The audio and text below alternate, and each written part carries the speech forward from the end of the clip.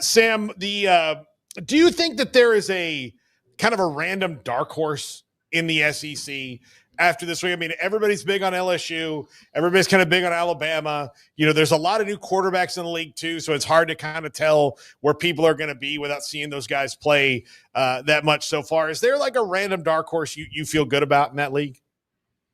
A random dark horse, probably Texas A&M or Auburn. Those would be the two.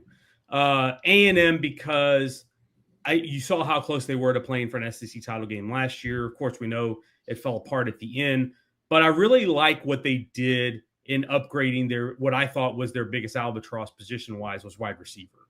They couldn't get guys open against Notre Dame. They couldn't get guys open against Texas, and they addressed that in a big way. They got a 5-star recruit out of high school. They got multiple guys in the portal, and I think Marcel Reed going to year 2 of that offense, I think is going to take off. They bring back a lot on the offensive line in the backfield. They got to shore up the run defense. That's going to be the big thing for them. But I think they could be an interesting one. And I think Auburn is one that I'm high on just because I'm still a Jackson Arnold believer. And I think his skill set fits what Hugh Freeze does offensively really well. I think Freeze is going to be really good for him.